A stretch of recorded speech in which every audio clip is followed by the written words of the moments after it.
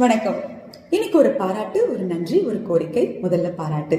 இன்னைக்கு காலையில ராயபுரத்துல ஒரு பரபரப்பான நியூஸ்ங்க. ஒரு பொண்ணு தன்னை காதலிச்சு ஏமாத்திட்டு வேற ஒரு கல்யாணம் பண்ணிக்க போன தன்னுடைய காதலனின் திருமணத்தை நிறுத்துறதுக்காக தன் சொந்தக்காரங்களோட அந்த மண்டபத்துக்கு போய் போராட்டம் பண்ணிருக்காங்க. உடனே அங்க இருந்த காவலாளிகள் எல்லாம் பாதிக்கப்பட்ட அந்த பொண்ணு பக்கம் என்ன நியாயம் இருக்குன்னு கூட சரியா விசாரிக்காம அவங்க கூட வந்த சொந்தக்காரங்களையே அடிச்சு அங்க இருந்து துரத்திருக்காங்க.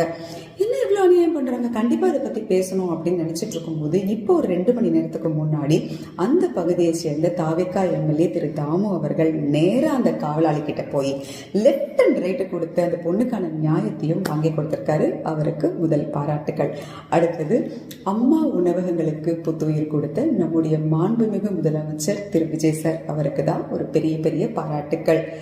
இனி வரும் காலங்கள்ல அந்த உணவால வாழ போற எத்தனையோ வயிறுகள் இன்னும் நிறையவே உங்களை வாழ்த்தும். அடுத்தது என்னுடைய கோரிக்கை, இந்த கோயம்பேடு பஸ் ஸ்டாண்ட்